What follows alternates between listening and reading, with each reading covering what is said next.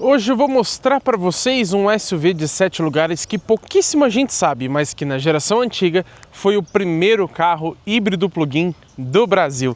Esse aqui é o Mitsubishi Outlander na versão Signature PHEV 2026, a versão mais completa desse SUV. Nessa avaliação completa a gente vai conferir detalhes como desempenho, consumo, acabamento, preço, porta-malas, espaço interno, enfim, a gente vai falar de tudo para descobrir se vale a pena ou não você levar o Outlander para a garagem da sua casa. Vamos começar pelo design, como de praxe. A gente encontra aquele conceito que percebemos em todo o Mitsubishi. Aqui tem a grade em black piano com os 3 filetes cromados e os diamantes da Mitsubishi no centro. Reparem que na parte de baixo da grade a gente vê uma câmera, porque ele tem câmera 360 graus, e esse quadrado preto é em relação ao ACC. Tem essa parte cromada que reflete um pouquinho o sol e ali embaixo é num prateado. Falando de conjunto de iluminação, aqui na frente ele é 100% em LED. Na parte de cima a gente encontra o DRL, que quando está na função de lanterna fica mais fraco, e um pouquinho abaixo dele você tem a luz de seta. Se tiver só com o DRL ligado, ele vai apagar quando você liga a seta. Se tiver com a lanterna não apaga. E tem uma questão, teoricamente esse DRL só acende com o freio de estacionamento solto, mas hoje não sei porquê ele tá ligando assim que eu ligo o carro, então sinceramente eu achei meio confuso, mas pelo menos com a chave acionada sem ligar o motor ele não liga, então você não fica chamando atenção à toa em algum local público. A parte ruim é que o mínimo dos faróis é a posição automática, você não consegue pôr no off para desligar, então à noite ele vai detectar que está escuro e vai ligar inclusive os faróis baixos. Ali na região central a gente tem o bloco principal de iluminação, ou seja, farol baixo e o farol alto, mas eles são por espelhos, e para um carro desse porte, desse preço que eu falo daqui a pouco, acho que já merecia ser projetor. Ali embaixo tem o farol de neblina, mas ele não possui a luz de conversão estática. Também ressalto que esse conjunto tem o ajuste elétrico de altura e ainda o farol automático, mas que não é adaptativo, ele só liga e desliga. Agora o curioso, por mais que a gente praticamente não use isso no Brasil, esse carro tem um lavador dos faróis. Então quando os faróis baixos estão acionados e você liga ali o lavador do para-brisa, ele vai também lavar os faróis. Mas aqui pro lado a gente encontra lindas rodas de liga leve aro 20. A medida do pneu é 255/45 e eles são de uso urbano. Na verdade, se você reparar, ele parece ser um tiquinho misto, ele não é 100% urbano não. Lembrando que as rodas não mudam para a versão HPS, que é a de entrada. Mas aqui atrás a gente tem esse grande plug-in hybrid EV, indicando que é um híbrido plug-in, achei bem bonito este emblema. Reparem que a parte de baixo ela é pintada na carroceria, não é no plástico preto, ao contrário do arco das rodas. Você tem aqui no retrovisor pintura na cor da carroceria, com a parte de baixo em plástico preto. Ele tem o repetidor de seta em LED e vocês podem ver que tem até uma câmera. Só acho que poderia ter uma luz de cortesia pelo preço do carro, mas não tem. A maçaneta também é na cor do carro, depois a gente fala sobre as funções dela. O arco inferior dos vidros é nesse cromado, a coluna B é em black piano. Lembrando que essa pintura branca tem o teto sempre em preto, mas as outras não possuem. Então a coluna A aqui também, nesse caso, é em black piano. Aqui em cima a gente encontra já o teto solar, que depois eu vou falar para vocês, e o rack de teto que, colocando as barras transversais, suportam até 80 kg. Já olhando aqui de traseira, a gente encontra esse para-choque também no prateado. Tem esses dois elementos refletivos também no para-choque, o nome Outlander na esquerda e o PHEV com o nome da versão, aqui no caso Signature. Aqui em cima como adesivo você ainda tem o relativo à tração, e o brake light aqui em cima, apesar de um pouco pequeno, ele é sim em LED. Falando agora sobre o conjunto de iluminação, é um pouco decepcionante, embora bonito. Ele não é totalmente em LED. Você encontra essa guia de lanterna que vocês estão vendo é em LED. Ela não fica sempre ligada, tá? Só quando você aciona mesmo a lanterna. A luz de freio ali do lado esquerdo também é em LED, mas a luz de seta e a luz de ré são convencionais. Pelo menos a lanterna de neblina traseira, que fica ali na parte de baixo, também é em LED. Mas para um carro desse valor, do segmento Premium, merecia uma lanterna 100% em LED, quem sabe até mesmo uma seta sequencial ou alguma coisa assim mais refinada. E você que está assistindo essa avaliação até aqui, por que você ainda não deixou seu like e não hypou esse conteúdo? É só você arrastar os comentários para o lado que você acha essa opção gratuita de hypar, que ajuda muito o nosso canal. E o joinha vocês já conhecem de muitos anos aqui no YouTube, né? Vamos agora ao conjunto mecânico. Ele é um pouquinho complexo por se tratar de um híbrido plug-in. Mas como um motor mais tradicional, a gente tem um 2.4 aspirado somente a gasolina de ciclo Atkinson. Em comparação com o ciclo Otto, que é o mais convencional, esse aqui ele tem uma eficiência energética melhor. Então geralmente ele rende menos desempenho, mas consegue aproveitar melhor cada litro de combustível. Ele possui 4 cilindros em linha, tem injeção indireta de combustível e rende uma potência máxima de 137 cavalos a 5.000 rotações e um torque de 20,9 a 4.000 rotações. Vocês viram que os números não empolgam. Mas ele tem 2 motores elétricos. O dianteiro rende 116 cavalos e 26 kg de torque. Já o traseiro rende 136 cavalos, é mais potente, mas tem menos torque, 19,9. Com os motores combinados, a Mitsubishi diz que esse carro entrega 252 cavalos e 45,9 kg de torque. Mas eu esperaria um torque um pouco maior, considerando que são 3 motores ao total. A transmissão aqui ela funciona como se fosse uma automática, mas ela não tem marchas, e a tração é um ponto delicado que eu vou explicar um pouquinho melhor no test drive, mas ela é o que a Mitsubishi chama de SAWC. Ela traciona as 4 rodas e essa distribuição de tração é automática. Eu perguntei para o pessoal da Mitsubishi e eles me disseram que sim, tem momentos onde ele anda em somente 4x2 para economizar combustível. O fato é, você não seleciona 4x4, ele vai colocar a tração na roda dianteira ou traseira sempre que julgar necessário. Se tratando de um carro híbrido, ainda mais plug-in, não dá para a gente deixar de falar das baterias. Aqui elas são feitas de íons de lítio e possuem uma capacidade de 20 kWh, mas a Mitsubishi não informa se essa é a capacidade nominal ou utilizável dela. E eu ressalto também que na Europa, esse carro já ganhou uma bateria maior de 22,7 kWh, o que aumenta a autonomia do carro, tanto a elétrica quanto a combinada. E antes de falar para vocês sobre a recarga do carro, eu quero citar algumas coisas aqui na central multimídia. Quando você vem aqui em informações, você encontra informação VE, que seria justamente de veículo elétrico. Você tem o consumo de energia, onde ele mostra a autonomia, né, tanto no modo elétrico quanto no combinado, e ainda a potência combinada aqui do carro, uma espécie de potenciômetro, né? Aqui você encontra estações de carga mais próximas pelo GPS nativo do carro. Tem um temporizador de carga, então se você quiser programar para carregar somente em certos dias e certos horários, você pode fazer isso. E se você definir um local de casa, você pode deixar o temporizador para funcionar só quando estiver em casa. Temporizador de climatização, você escolhe a temperatura com que ele vai ligar e também os dias que o ar-condicionado vai acionar. Tem aqui ainda ajustes VE, que você pode colocar para ele mostrar estações de carga no mapa do carro e também colocar estações favoritas. Agora, como que você faz a recarga de um carro híbrido plug-in? Primeiro, assim como os híbridos convencionais, ele recarrega a bateria através do motor a combustão, mas não é a única forma. E ele faz isso através da frenagem regenerativa também. Quando você pisa no pedal do freio ou então tira o pé do acelerador, ele vai emitir um torque na rotação contrária do motor, justamente para gerar uma resistência e então transformar a energia cinética, que é aquela de movimento, em energia elétrica. Só que quando você faz essa conversão, você perde velocidade, né? Se você ganhasse velocidade, você teria autonomia infinita, mas infelizmente a física não funciona dessa forma. Agora, sendo um híbrido plug-in, significa que você pode plugar na tomada? Mas eu confesso antes disso que eu senti falta aqui de um limite de carga. Tem muitos carros, principalmente elétricos, que permitem que você carregue até 50%, 60%, 70%, 80% da bateria.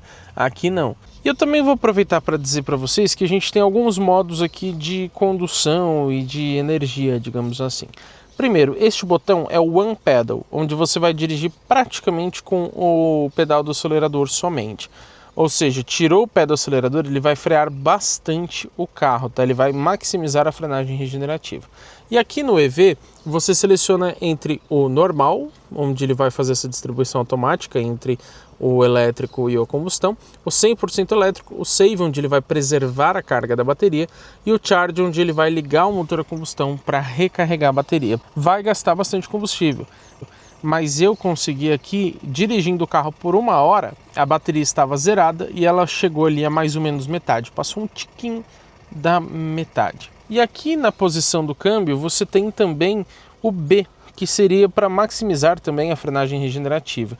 Inclusive, pelos pedal shifts você também faz isso, depois eu explico para vocês. Agora, o que me incomoda é que esse modo de energia você tem que mudar toda vez que desliga o carro, porque ele volta sempre para o normal. Falando agora sobre recarga, o bocal de carregamento fica aqui do lado direito, o que no Brasil é muito bom porque está na nossa mão certa. E olha que espaço grandão. Inclusive, tem espaço até demais. Vocês estão percebendo que aqui na direita não tem nada? Isso porque, infelizmente, esse carro só tem a entrada AC de carregamento, ou seja, corrente alternada, onde ele demora muito mais. Tanto que a capacidade de recarga é de somente 3,5 kW. Então não adianta colocar um carregador mais potente, que o carro vai limitar a esse número. E a gente tem alguns carros em AC que carregam até, se eu não me engano, 22 kW, então é uma diferença muito grande. E antes do desempenho, vamos ao peso. Nessa versão Signature são 2.135 kg, bem pesado, hein? Agora, o que eu gostei foi da capacidade de reboque. Sem freio são 750 kg e num trailer com freio são ótimos 1.600 kg. Agora sim, os dados de desempenho. Segundo a Mitsubishi, de 0 a 100 ele acelera em 7,9 segundos no modo Power e 10,5 segundos no modo normal. Uma boa diferença, né? A velocidade máxima eu não encontrei informação oficial, mas a informação que eu encontrei diz 171 km por hora. Mas com esse peso e esse desempenho, como será que fica o consumo de combustível? Primeiro, os números do Inmetro. Ele diz que na cidade, no modo híbrido, esse carro faz 11,6 km por litro. Já no modo 100% elétrico, lembrando, é uma média equivalente, ele faz isso só para facilitar a nossa comparação com modelos a combustão. Então, no modo 100% elétrico, na cidade, ele faria o equivalente a 27,7 km por litro. Na estrada, em modo híbrido, o Inmetro fala 10,4, em modo elétrico, o equivalente a 25,2 km por litro. E quando a gente fala de autonomia, o Inmetro diz que com uma carga completa você faz 58 km em modo 100% elétrico. A Mitsubishi fala, considerando os dois motores, numa autonomia de 680 km, ou seja, um tanque mais uma carga de bateria. Eu achei baixa, para ser sincero. Mas eu andei bastante com esse carro e posso dizer para vocês que durante uma semana de testes, na cidade comigo, andando em modo Save. O que é o modo Save? Eu vou explicar melhor daqui a pouco, mas ele preserva a carga da bateria. Isso porque, pessoal, se eu andar em modo normal, ele vai priorizar o modo elétrico. Então ele vai rodar em modo elétrico enquanto tiver bateria. E aí a gente não tem uma média de consumo para apresentar para vocês. Por isso que eu utilizei esse modo Save, onde você pode considerar que ele está com a bateria zerada. Funciona como um híbrido convencional, né? Ele usa um pouquinho, o motor recarrega, usa um pouco, o motor recarrega e assim por diante. Nesse modo, então, na cidade, geralmente comigo ele fez, óbvio, com gasolina, entre 10 e no máximo 13 km por litro. Mas a gente fez o nosso teste de consumo urbano, seguindo aquele padrão de sempre, trecho 100% de cidade, e ele fez, no modo Save, 9,5 km por litro. E a gente fez esse teste 2 vezes, na verdade. Andamos em modo 100% elétrico também, para descobrir qual seria a autonomia com uma carga completa. Considerando que o consumo foi de 4,3 km por kWh e que a bateria tem 20 kWh de capacidade, com uma carga completa ela faria 86 km. Já em percurso de estrada, geralmente eu fiz com ele entre 11 e no máximo 14,5 em condições um pouco mais favoráveis. No nosso teste de viagem, no trecho padrão de estrada aqui do canal, com ar ligado, lembrando que na cidade a gente usou ar ligado também o tempo todo, ele fez no modo Save 12,5 km por litro. Então vocês estão vendo que por ser um híbrido plug-in, ele não é assim tão econômico como poderia, né? E lembra que eu falei que a autonomia é baixa? Isso porque o tanque tem somente 56 litros. É praticamente a mesma coisa de um Jeep Renegade. E por mais que o carro seja híbrido, para um SUV desse porte é realmente um número bastante baixo. Aproveito o momento mais técnico do vídeo para citar que a suspensão dianteira é independente do tipo McPherson e na traseira é independente do tipo Multilink. Já os freios são a disco nas 4 rodas, sendo ventilados aqui na dianteira. Plataforma e produção do carro, ele utiliza a base CMF-CD, que é a mesma, por exemplo, do Nissan X-Trail, que ainda não chegou ao Brasil. Lembrando que existe uma aliança Renault, Nissan, Mitsubishi, então eles compartilham várias questões. E esse carro é produzido lá no Japão e então exportado aqui para o Brasil. Estamos aqui na lateral do carro para falarmos sobre dimensões. Como eu sempre gosto de fazer, selecionei 2 carros para a gente comparar com o Outlander e entender o quanto ele é grande ou pequeno. Dessa vez eu escolhi o novíssimo BYD Atto 8, que tem uma proposta semelhante a esse carro, e também o Mercedes-Benz GLB 220. De comprimento nós temos então no Outlander 4,71. O BYD é bem maior com 5,4 e o GLB menor com 4,63. De largura a gente tem 1,86 no Mitsubishi. Infelizmente a marca não divulgou o número com os retrovisores. O BYD tem 1,90 e quase 2 metros, né, arredondando, e o GLB tem 1,83, também um pouco menor.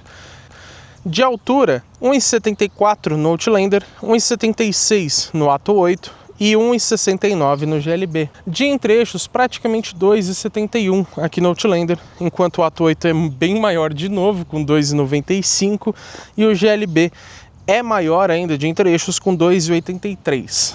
Embora a vocação desse carro não seja exatamente off-road, ele é 4x4, então vale citar esses números importantes. Vão livre em relação ao solo, muito bom, 20,3 centímetros, mas a Mitsubishi não especifica se a altura é mínima ou entre os eixos. Agora, o ângulo de entrada, que é de 18,3 graus, eu acho que poderia ser um pouco melhor, considerando um carro 4x4. O central, também conhecido como ângulo de rampa, é bom, 22,2 graus. E o ângulo de saída também poderia ser melhor, é de somente 18 graus. A capacidade de imersão não foi informada. Esse aqui é o interior do Mitsubishi Outlander Signature. Vamos conferir como que é o acabamento? Aqui na parte de cima, ó, todo macio ao toque, ele é emborrachado.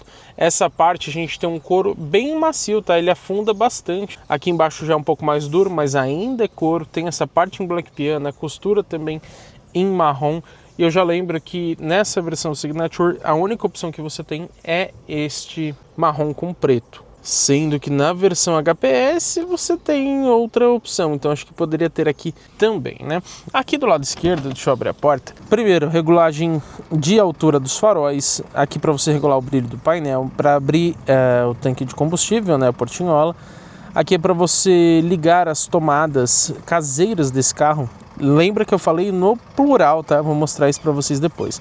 Para abrir o porta-malas eletricamente, como se fosse o Nissan Safety Shield, eu esqueci como que a Mitsubishi chama, mas você seleciona aqui para ele funcionar os ADAS do carro, para você ligar ou desligar o head-up display, cancelar a programação de recarga que você tem, e aqui para destravar o conector do carro. Bastante botão físico, gosto muito disso. Acabamento de porta, olha essa faixa gigantesca em couro, e é aquele couro que realmente afunda. Aqui sim é plástico duro, mas ainda é um plástico de ótima qualidade, assim como na parte de baixo da porta. Vocês estão vendo essa costura muito bonita, tem uma espécie de porta-objetos aqui, ó, guardaram até uma folha aqui.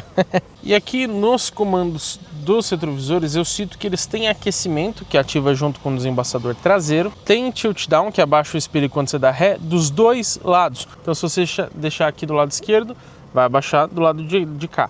Se deixar do lado direito, abaixa do outro lado, você escolhe. Ele só não abaixa os dois juntos. E lógico que eles têm o rebatimento elétrico também. Aproveitando esses botões aqui, eu também cito que você pode, pelas configurações do carro, selecionar para ele travar sozinho quando você tira o câmbio do P, ou então quando o carro ganha velocidade, e pode ainda programar para ele destravar sozinho quando você coloca o câmbio em P, ou quando desliga o motor, ou então manualmente, né, quando você quiser. Aqui em cima a gente percebe, eu esqueci de citar, mas que tem uma iluminação ambiente.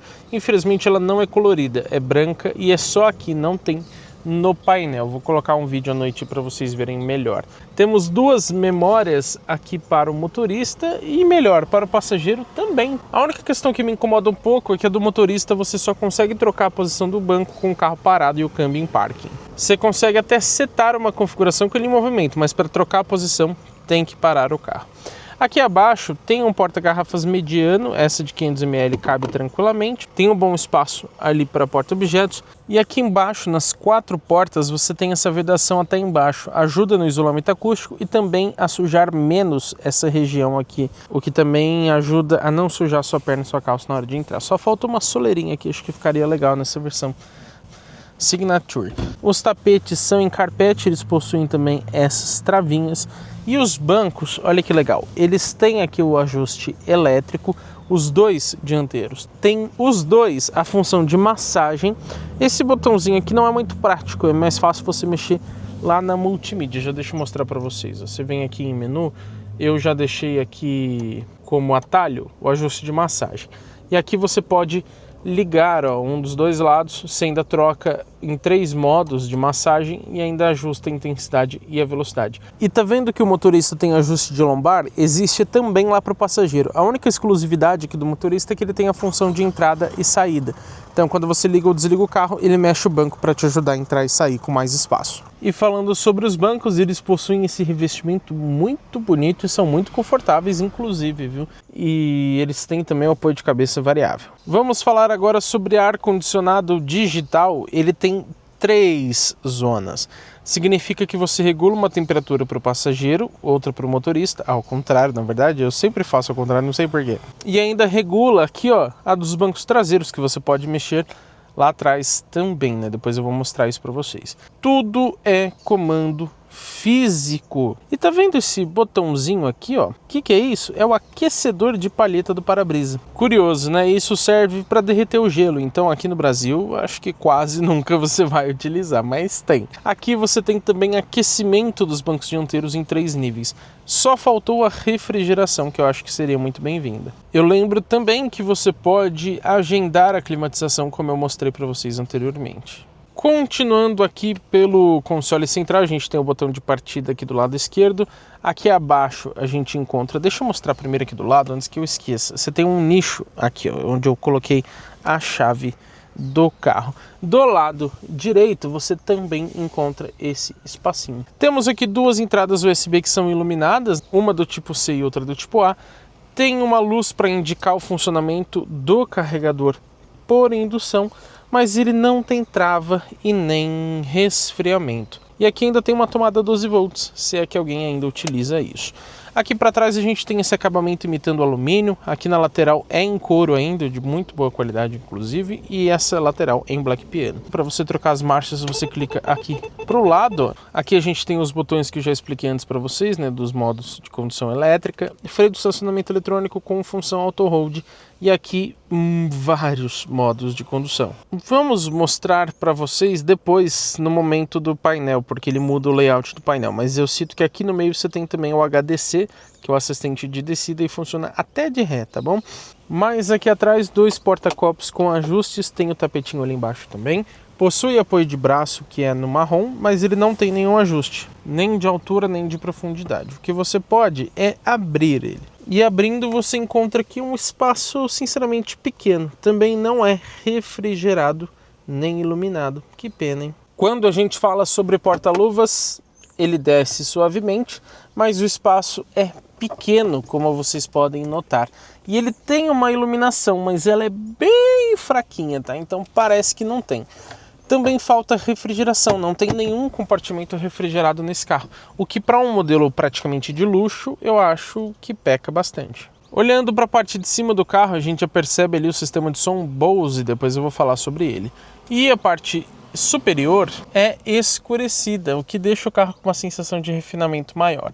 Mesmo para o motorista você tem a alça de mão que volta suavemente, tem também para o passageiro e tem para os dois aqui o ajuste de altura dos cintos de segurança. Aqui em cima a gente encontra retrovisor eletrocrômico, o legal é que ele pode ser desligado, então se estiver escurecendo sozinho quando você não quer, você desativa essa função. No quebra-sol Tem porta-documentos, tem espelhinho com tampão, mas a iluminação não é em LED, hein? Para o passageiro, exatamente a mesma coisa, incluindo porta-documentos. Aqui no centro, porta-óculos, que ele é inclusive revestido, né, como se fosse um veludo aqui dentro. E tem a iluminação. Ela ilumina muito bem, mas olha, não é em LED, hein? Para um carro desse valor também decepciona. E aqui logo atrás nós temos os dois botões do teto panorâmico. Ele é duplo, porém só a primeira parte abre. Isso eu não achei legal. Tem muito carro que abre praticamente inteiro, né? Mas claro que você pode só levantar, abrir ele completamente. Tem também a redinha elétrica. Vamos ao volante multifuncional. Ele tem, lógico, o ajuste de altura e profundidade, o revestimento em couro, que é microperfurado nessa região. Eu não acho ruim, mas eu prefiro o couro liso. Temos aqui do lado direito os comandos do ACC, que funciona muito bem. Tem algumas ressalvas, eu comentei isso no vídeo de hadas. E aqui também para atender o encerra-chamadas e comandos de voz. Do lado esquerdo você mexe os comandos de música, né, volume e passar as faixas, ou então no painel de instrumentos. Temos pedal shifts, mas como eu comentei para vocês, você regula ali a intensidade do B. Lembra que eu falei que tem o B aqui do câmbio? Aqui você regula o quanto você quer que ele seja agressivo ou não. Temos sensor de chuva, que tem regulagem de sensibilidade, ele funciona muito bem, tá? Não passa sem necessidade geralmente. Do lado esquerdo tem o farol automático, o comando dos faróis, incluindo o farol de neblina dianteiro e lanterna traseira de neblina também. E quando você dá um toquinho aqui para sair do carro, ele acende os faróis por um tempo, mas acho que poderia ficar mais tempo até. Na prática ele fica só uns 30 segundos. E eu quase esqueci de falar, mas você também tem a opção de colocar para o limpador mudar de acordo com a velocidade do carro. A única coisa que me incomoda aqui é que não tem a função off das luzes. Então à noite, se você ligar a chave do carro, o mínimo é a lanterna ou automático, e aí ele vai ficar chamando atenção à toa. Vamos ao painel de instrumentos. Quando a gente liga o carro, ele faz uma animação bem bonita, que é opcional. A tela tem 12,3 polegadas e a gente tem aqui algumas telas que eu já vou mostrar para vocês. Mas primeiro eu cito que aqui do lado esquerdo você não tem o percentual de bateria. Isso me incomoda um pouco. Aqui abaixo tem autonomia elétrica, do lado direito tem autonomia combinada, o odômetro total. Ali embaixo também o modo de condução. Inclusive já vamos mostrar, ó. Quando a gente muda o modo de condução elétrica, né, ele vai aparecer ali embaixo. Vou colocar, por exemplo, no EV. E quando você muda o modo de condução também, ele provavelmente vai ligar o motor, não se espantem. Mas coloquei aqui no Power, ó, ele faz essa animação. Tem também o Eco, o normal, o Thermac, que na verdade é o asfalto, né? O Gravel, que é cascalho, Snow, que é neve, e Mud, que é lama. Antes de falar das telas e informações, eu cito que você clicando nesse botãozinho de página, você acessa ali o menu de atalhos. E aí você pode alterar a vista de indicador, que ele muda o layout do painel. Ele fica dessa forma aqui, que maximiza inclusive algumas informações do centro. Aqui você também, nesse menu de atalhos, você pode mudar a fonte de áudio, o apoio ao condutor, que seria o ADAS, e o ecrã pessoal. No ecrã pessoal você seleciona ali na esquerda, ó, qual informação você quer colocar. Você pode inclusive deixar as luzes dos travões, que na verdade é o freio, né? Vamos então a todas as telas. Deixei nessa aqui que é mais fácil de enxergar.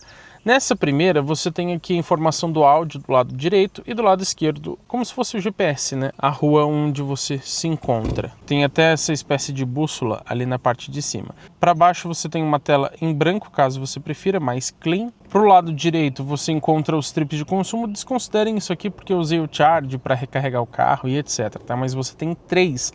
Esse automático você ainda pode resetar manualmente, mas ele vai resetar de forma automática quando você abastecer. E aqui você tem para baixo, ó, também outras funções. Então assistente Eco, que ele mostra ali a média e uma espécie de econômetro. Também tem o 1, 2 e o 3. Para baixo você ainda tem um histórico de quanto de energia que você utilizou, né? Você poupou. Para baixo o histórico de economia de combustível. Aqui o real tempo de condução EV, ou seja, ele te mostra o quanto você está andando em modo 100% elétrico ou em modo híbrido. Então ali, ó, 37% em modo 100% elétrico. Para a direita a gente encontra as informações gerais. Então a primeira tela é a pressão dos pneus, ele mostra individual, mas tem que andar um pouco com o carro. E ele tem também, o que é muito legal, a opção de você colocar pressão alvo. Já fica ali no painel recomendando a pressão que você deve colocar nos pneus, você não precisa nem ficar olhando a etiquetinha. Para baixo você tem o SAWC, que seria o gerenciamento de tração. Eu achei muito confusa essa animação, mas pelo que eu entendi no manual é o seguinte: tá vendo a barrinha azul? É a tração dianteira. Então quando ela está bem alta, significa que a tração está mais dianteira. Quando ela está bem baixa, significa que a tração está mais traseira. Aí imagino eu que no meio ele esteja tracionando as 4 rodas. Mas é estranho isso, porque mesmo dirigindo no modo Eco e de forma tranquila, ela quase sempre está no meio. Achei um pouco confuso, poderia ser mais prático. Aqui para baixo tem a circulação de energia, e isso eu acho muito legal. Ele te mostra ali exatamente o que está tracionando o carro, se é o motor a combustão ou se é o motor elétrico, mas ele não especifica a tração, tá? A animação que ele faz é sempre aqui das duas juntas. E mostra também quando está recuperando energia, quando o motor a combustão está ligado, mas quem traciona é o motor elétrico e etc. E aqui a temperatura da bateria de tração. Mais um toque para a direita, você encontra aquela tela do GPS que eu disse, um pouco mais maximizada. Para a direita, de novo, a tela de áudio maximizada. Aqui a tela de ADAS, inclusive aqui se você frear ele também aparece, mas é só o freio, tá? As luzes de seta, lanterna e etc. infelizmente não aparecem. E aqui para cima você tem também a opção, digamos que mais completa dos ADAS, né? Inclusive você acha o menu aqui de apoio ao condutor. Direita, você encontra as definições do carro, e eu não vou mostrar todas para vocês porque são muitas. Você pode, por exemplo, colocar aqui intervalos de manutenção, então do pneu, eu preciso trocar em tantos quilômetros, você coloca isso aqui para ele te alertar. E aí mais um toque você volta para aquela tela inicial. Deixa eu mostrar rapidamente para vocês com a outra tela, ó como as informações ficam um pouco diferentes. Ó. Você tem, por exemplo, já uma animação diferente aqui para circulação de energia e etc. E também aqui no Trip, se você reparar, ele conta o tempo do trajeto e diminui a velocidade média mesmo com o motor desligado se a chave estiver acionada. O que eu não vejo sentido algum, mas as montadoras insistem em fazer isso. O legal também é que quando você desliga o painel, não sei se ele vai mostrar agora porque a gente nem dirigiu o carro, mas ele tem um relatório eco, te indicando ali o quanto você economizou e etc. Não podemos esquecer ali também do Head-Up Display, que ele tem uma tela colorida de 10,8 polegadas, isso é bem legal. A única questão é que eu acho que a informação de velocímetro ele fica muito para a direita. Então se você dirige com a cabeça um pouco mais para a direita, ele já corta um pouco da informação. Mas aqui nas configurações do painel você regula a sensibilidade, a altura também e a rotação, se você quiser inclinar ele mais para o lado ali. A informação a ser exibida, você pode colocar a navegação, agora acho que não vai mostrar, o apoio à condução que é o ADAS, o áudio e também o telefone ou SMS. Né? Você troca a música, por exemplo, no Bluetooth, Android Auto, ele aparece a notificação ali da música. É difícil de mostrar, mas acho que vocês enxergaram ali o nome da música, né? Voltamos aqui para o lado de fora do Outlander para a gente falar sobre a chave presencial, que eu sinceramente não gostei. Ela é até bonitinha, mas é bem simples, bem leve para um carro desse valor. Tem somente trancamento e abertura das portas e abertura elétrica do porta-malas. Não tem botão de sinalização, muito menos partida remota. E o pior, vou fechar o carro, ele rebate os retrovisores, mas não sobe nenhum dos vidros, nem fecha o teto solar. Segurar os botões também não resolve, nem da chave nem da maçaneta. Você vai ter que entrar no carro de novo e ligar a chave para fechar os vidros e depois sair. E convenhamos que esse botão aqui ele já poderia ser touch. Também lembro que o retrovisor ele pode ser regulado para abrir assim que você destranca o carro ou só quando você liga o carro. A lista de equipamentos completa eu deixo na descrição do vídeo ou nos comentários, porque ela é bem longa, então não sei se vai caber. Mas vamos ressaltar aqui essa central multimídia. Ela tem aqui uma tela de 9 polegadas, acho um bom tamanho, até pelo preço do carro poderia ser maior, mas é um bom tamanho. Tem conexão por fio para o Android Auto, isso é triste, mas pelo menos para o Apple CarPlay tem o sem fio. O sistema ele é um pouquinho lento, tá? Ele trava um pouco, mas tem GPS nativo, esse é um ponto importante, ele mostra inclusive os carregadores mais próximos. Tem botões físicos, graças a Deus, para tudo, isso é muito bom. Tem até perfis, caso você queira trocar as configurações rapidamente quando troca o motorista, para você não ter que mexer uma por uma. Mas, ao contrário dos modelos da Stellantis, aqui você atrela pouca coisa ao perfil. Ela tem 4 entradas USB, sendo 2 delas do tipo C, e o sistema de som Bose, que tem 9 alto-falantes, um subwoofer mais um amplificador.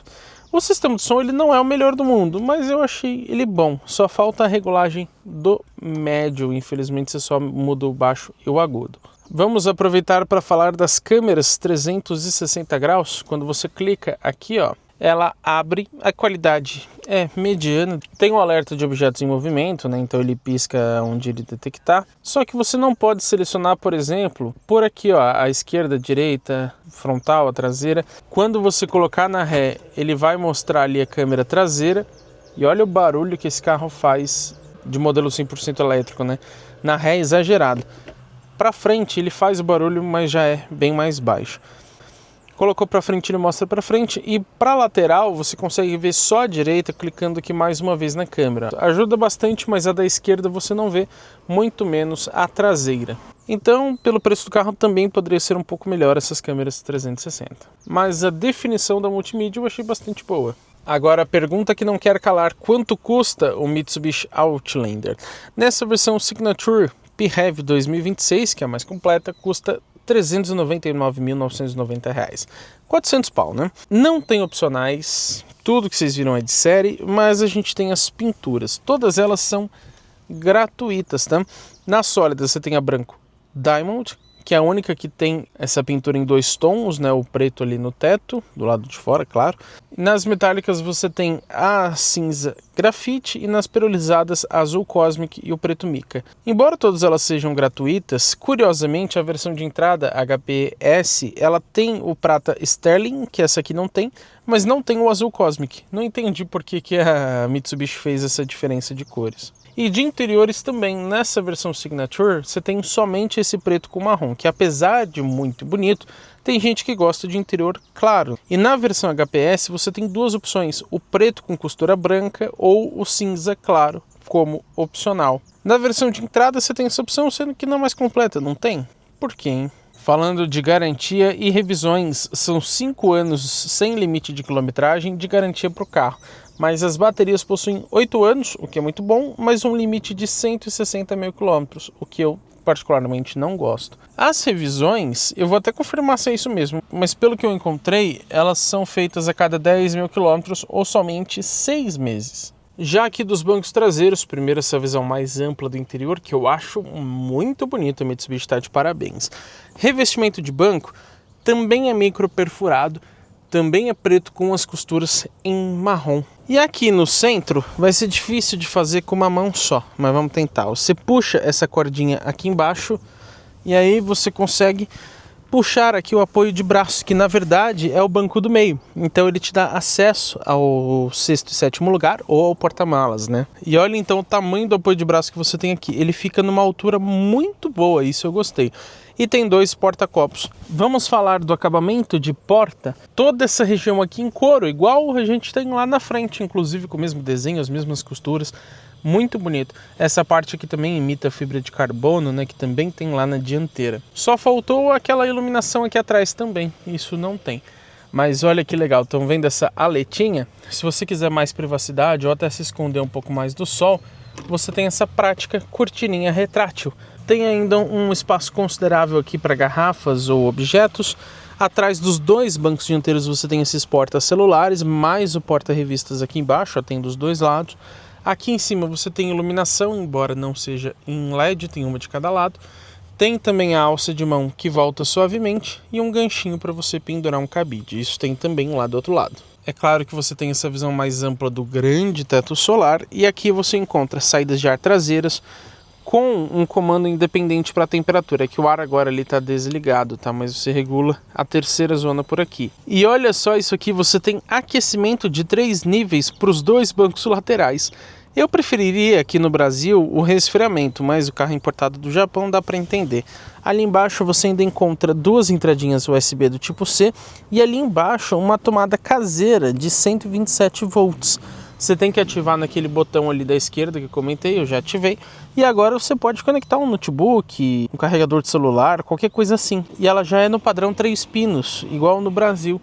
Muito legal isso. O túnel central aqui não achei muito alto, isso é um bom ponto. E eu falo agora para vocês sobre espaço interno. Eu lembro que tenho praticamente 1,92, 1,93 de altura. O banco está regulado na posição mais confortável que eu encontrei. E o espaço que ainda sobra aqui atrás é esse. Para um carro de 7 lugares, eu achei um ótimo espaço interno. E o espaço para a cabeça eu também gostei. Aqui na frente ele é muito baixo, porque tem um ressalto aqui da cortina do teto solar. Mas numa posição um pouquinho mais inclinada, que eu já vou mostrar essa função para vocês, ainda sobra um pouco de espaço aqui da minha cabeça, mesmo sendo alto. Agora, vamos ver se eu consigo fazer isso com uma mão, hein? Ó, eu consigo empurrar o banco para frente. Eita, com uma mão é difícil. Ou para trás. Ele tem essa regulagem, isso para você liberar mais espaço ali para os bancos traseiros, né, os últimos bancos. Você pode fazer isso do lado que eu estou também. E não para por aí, porque você também pode regular a inclinação do encosto. Você puxa essa aletinha aqui, ó, e olha como eu posso deixar ele bem mais ereto se eu quiser. Lógico que prejudica muito o conforto de quem vem aqui, mas também libera mais espaço ali para o banco traseiro, ó. E ó a diferença que dá, ó, colocando ele mais inclinado. Isso também faz aqui para onde eu estou sentado. Vocês querem mesmo que eu entre no 7º lugar desse carro? Eu sendo um animal de grande porte, como diria o Anacleto, com 1,93 de altura, muitos quilos. Tá bom, o que eu não faço por vocês, né? Vamos lá. Desse lado são 2 bancos, então na teoria aqui é mais fácil de entrar, né? Vamos puxar essa aleta, vocês podem ver que o banco já rebate para cá e a gente empurra ele para frente. Só que eu esqueci do detalhe que meu banco tá bem para trás, né? Vamos ver se a gente consegue fazer um bem bolado aqui, ó. Será que é só esse o espaço que eu tenho para entrar? Meu Deus, como que eu faço agora? Eu vou tentar entrar pelo outro lado. Não mudou muita coisa não. Rapaz, isso aqui é para criança. Você quer apostar quanto que eu vou travar as costas aqui? Meu Deus. Não vai dar não. Como que eu entro aqui? Ai, meu Deus. Ai. Eu tive que praticamente me jogar aqui. Meu Deus, quase que eu rasgo o short. Bom, deixa eu me recuperar, mas a gente percebe aqui que tem lugares para você colocar o cinto, ó. Então você puxa aqui. Eita, agora eu não consigo. Com uma mão só também tá difícil, né? Aê, consegui. Bom que ele fica bem preso, pelo menos, né? Tem porta-copos desse lado, porta-copos do outro lado também. E aqui você também pode prender o cinto traseiro, ó. Ah, esse aqui foi mais fácil de pôr, hein? Olha que beleza.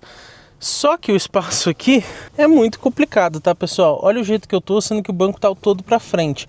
Eu nem vou conseguir, eu acho. Ó, consegui fechar o banco da esquerda. Mas o espaço aqui é inexistente, né? Tudo bem que ele tá ao máximo pra trás. A gente pode colocar ele mais pra frente.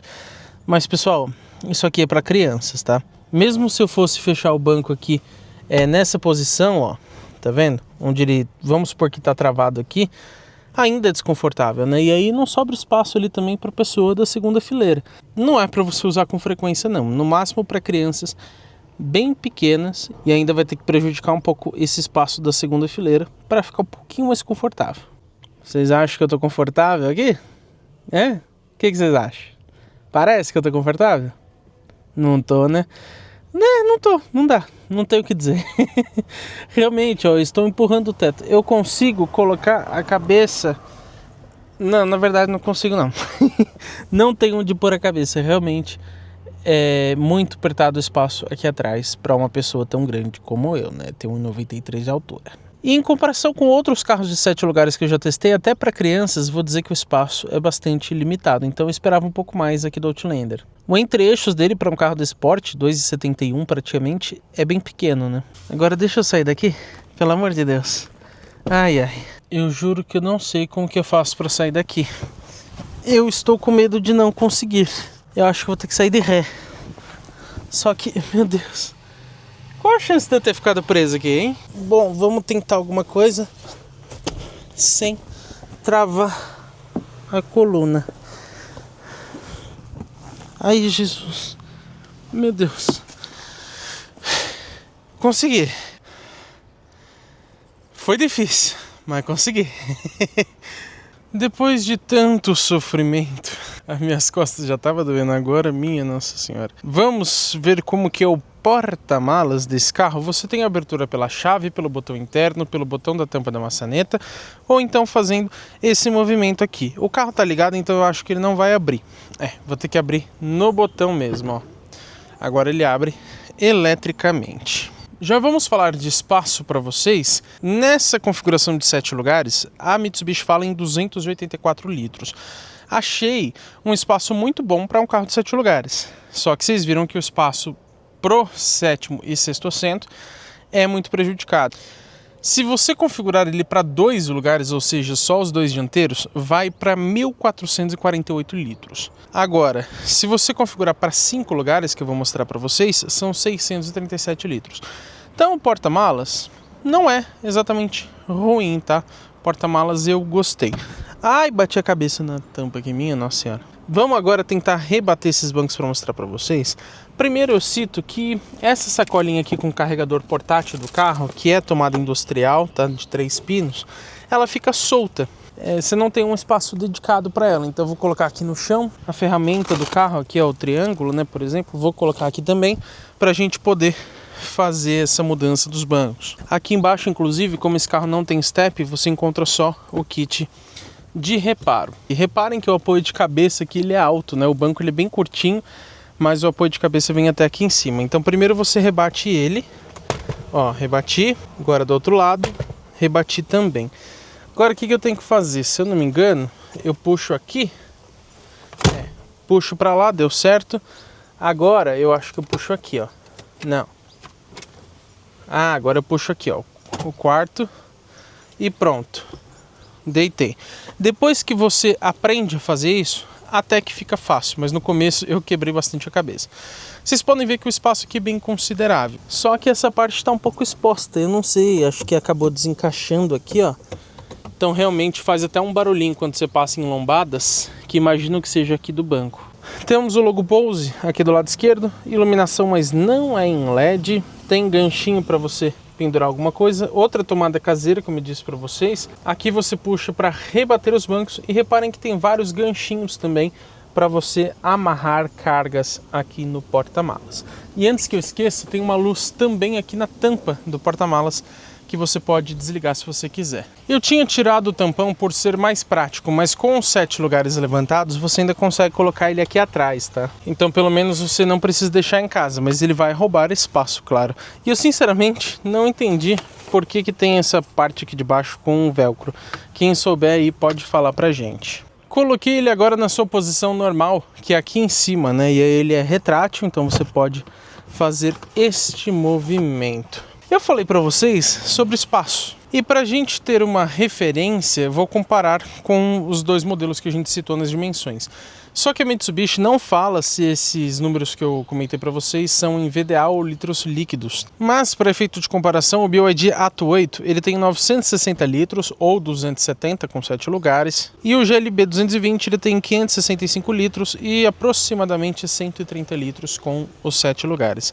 Para fechar, você também pode usar aquele movimento de chute ou esses botões aqui, ó. Esse aqui ele vai fechar e trancar o carro e esse ele vai apenas fechar. Você também consegue regular a altura, tá? Caso sua garagem seja mais baixa. Vamos começar o nosso test drive. Pessoal, a primeira coisa que eu falo para vocês, o retrovisor esquerdo, o da direita felizmente não, mas o esquerdo ele tem um zoom imenso, não sei porquê. Então você provavelmente vai acabar fechando alguém sem querer, porque você perde aquela noção de distância que você tem. Ainda mais porque o da direita, como eu disse, é normal, né? Não tem esse zoom. Outro detalhe que também acho importante ressaltar, mesmo no modo save, onde ele preserva a carga da bateria, então ele vira praticamente um híbrido convencional, inclusive é esse que estamos usando agora. Se você tiver com a bateria totalmente cheia, ele ainda vai rodar um pouco em modo 100% elétrico. Provavelmente porque quando a bateria está cheia, ele não tem muito o que recarregar, né? Então ele precisa gastar um pouco da bateria para depois entrar nesse modo onde ele vai conseguir recuperar através do motor a combustão, das frenagens e tudo mais que eu já te falei. Agora nós vamos testar, sabe o que? A dinâmica do carro. E para isso eu coloquei no Power, porque ele acaba mudando, eu acho, né? A direção também. Vamos então descer, se bem que eu não tô percebendo muita diferença aqui não, tá? Mas vamos descer aqui então mais rápido para conferir então como que é a dinâmica. Ó, é boa, viu? Nossa, parece que a direção ela fica mais direta, ó. Realmente, ó, o carro aponta muito mais rápido. Para um SUV ter essa direção bastante direta, bastante responsiva, eu gostei bastante. Agora, faz uns barulhinhos de acabamento quando você acaba pressionando a perna aqui na porta, tá? Deixa eu voltar aqui para o modo eco. Vamos passar na valeta bem grande. Passei a 5 km por hora, porque o carro ele não é exatamente baixo, mas também não é assim muito alto, né? Então é legal que você tenha um pouquinho de cuidado, embora ele não tenha raspado comigo nenhuma vez. A altura em relação ao solo é muito boa, mas os ângulos de entrada são um pouco baixos para um veículo 4x4. Falemos agora sobre isolamento acústico. Eu acho um ponto positivo deste carro. Eu não encontrei especificado em nenhum momento no manual o ANC, que é o cancelador ativo de ruídos, né? Cada marca chama de um jeito. Então acredito que esse carro não tenha, mas pelo preço poderia ter. Apesar disso, na cidade o isolamento acústico é bom. Na estrada entra um pouco mais de barulho de vento do que eu particularmente gostaria para um carro desse valor. Mas não é exatamente ruim, então pelo preço do carro acho que dá para considerar o isolamento como um ponto mediano. Mas rolagem dos pneus e tudo mais não costuma entrar muito barulho aqui dentro. Só o barulho de carro elétrico, como eu disse, que é bastante alto e não precisava ser tão alto assim. Pessoal, nós vamos agora para o nosso teste de desempenho. Vou colocar para vocês um cronômetro para mostrar qual foi o 0 a 100, mas eu não consigo vê-lo em tempo real, então vocês vão saber antes de mim o resultado. Já coloquei aqui no modo Power. Vou desligar agora o compressor do ar-condicionado, tá? Tá ligado só a ventilação, então não rouba a potência da motorização. Já desliguei também os controles de tração e estabilidade. A gente vai tentar fazer uma espécie de launch control aqui, segurando um pouco no freio e pisando no acelerador. E aparentemente, pelo que eu notei, não muda o desempenho, se pelo menos de 0 a 100, né, pelo que eu já testei desse carro, mesmo com a bateria zerada. Nesse caso aqui ela tá mais da metade. Deixei na tela aqui da tração. Ó, saindo. A saída é um pouquinho demorada, confesso que poderia ser melhor. Mas chegamos a 100, 110, 120. O que eu posso dizer? Que eu vou ligar o ar-condicionado porque eu já estou morrendo de calor. Sobre o desempenho, não é ruim. Está longe de ser ruim. Mas para um carro híbrido plug-in com 252 cavalos, acho que poderia ser um pouco melhor.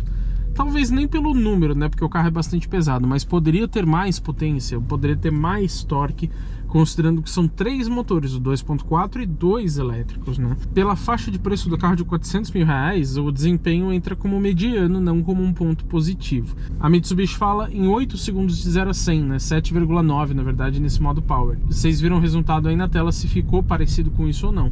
Mas eu já tinha testado esse carro no 0 a 100 sem bateria alguma, tá? Tava zerada. Lógico, ele sempre mantém um tiquinho ali, né? Ele não zera 100%, por mais que o indicador esteja mostrando que está zerada. E ele tinha feito 8 segundos, né? Não sei quanto que fez agora. Mas para retomadas aqui, ó, o carro anda bem, ó. Você tem o torque praticamente instantâneo, né?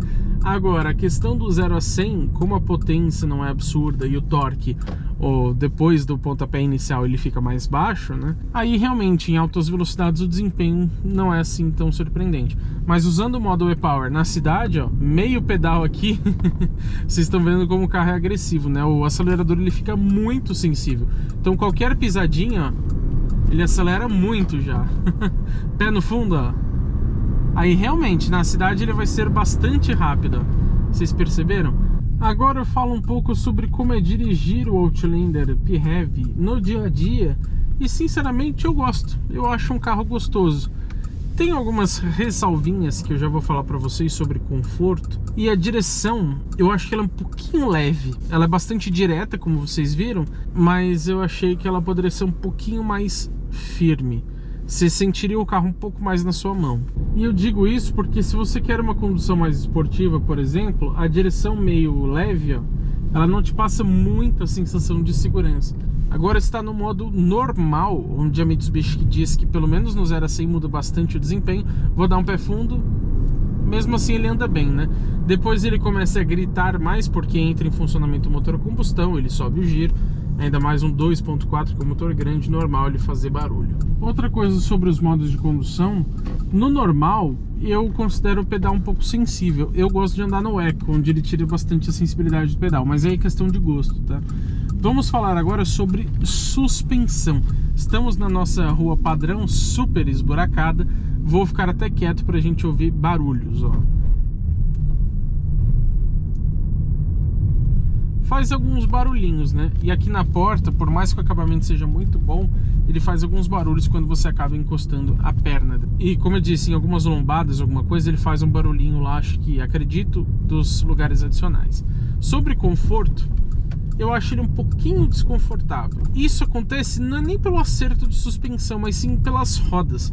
Você consegue perceber que não é a suspensão que é dura, é que a roda é aro 20, então o perfil do pneu ele fica mais baixo e ele amortece menos as irregularidades do solo. Então eu acho que um aro 19 ia tirar um pouquinho do design do carro, sim, mas ficaria mais confortável. E para um SUV de 7 lugares eu acho que isso é um ponto importante. Conforto eu vou citar como mediano. Eu esperava que esse carro fosse sim um pouquinho mais macio. Mas e aí, vale a pena ou não você levar para casa o Mitsubishi Outlander Signature? Como pontos positivos eu cito a dinâmica, o acabamento, até o espaço interno, o painel de instrumentos, o porta-malas, o sistema de som, a posição de dirigir e também o prazer ao dirigir. Pontos medianos: consumo urbano, considerando um híbrido, desempenho, conforto, iluminação dianteira, segurança, equipamentos e isolamento acústico. Pontos negativos: consumo rodoviário, autonomia, iluminação traseira, central multimídia, ADAS, preço e custo-benefício. Por isso que eu citei a segurança como mediana, porque um carro de 400 mil reais deve bastante no quesito ADAS e o preço bem elevado, né? Agora, alguns equipamentos que eu senti falta: lanternas traseiras full LED, carregamento em DC, que é corrente contínua, centralização de faixa, correção autônoma no volante, luz de conversão estática nos faróis de neblina, iluminação interna em LED, faróis adaptativos, quem sabe até um parque assist, conexão sem fio para Android Auto, fechamento automático dos vidros, resfriamento dos bancos, algum compartimento refrigerado, não tem nenhum, função Stop and Go no ACC, iluminação ambiente colorida, luzes de cortesia nos retrovisores, partida remota do motor e ainda um sistema de conectividade inteligente na multimídia também seria muito bem-vindo. Agora, falando em preço, vamos citar os seus concorrentes para entender o quanto o Outlander é barato ou caro. Primeiro, não é um concorrente direto, tá? Mas tem propostas parecidas. Caoa Chery Tiggo 8 Pro, também de 7 lugares, 1.5 turbo, híbrido plug-in por 270 mil, muito mais barato. Volkswagen Tiguan Allspace R-Line, 7 lugares, 2.0 turbo a gasolina, tá? Não é 4x4 também. 324 mil. Jeep Commander Black Hawk 7 lugares, 2.0 turbo a gasolina, mas é 4x4 por 336. Toyota RAV4 SX Connect 2.5 híbrido convencional com tração nas 4 rodas, mas não é 7 lugares, 350 mil reais.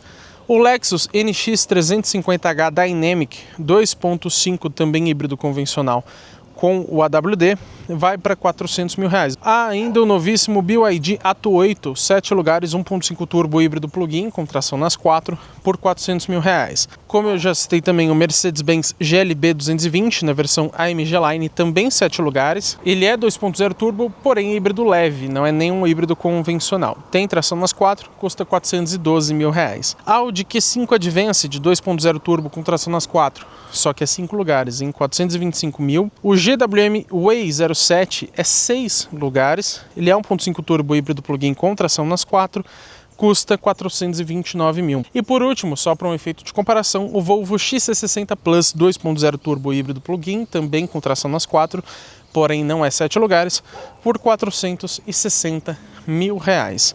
Eu posso dizer então para vocês que sinceramente eu gostei bastante do Outlander PHEV e acho que ele tem predicados interessantes, mas tem um problema muito grave que é justamente o preço muito elevado. Os pontos negativos do carro não seriam um problema muito alto se o Outlander custasse bem menos que esses 400 mil. Se ele fosse um pouco mais caro que um Commander, por exemplo, faria mais sentido. Então, para cobrar os 400 mil reais, para valer a pena de fato, acho que ele deveria entregar ainda mais.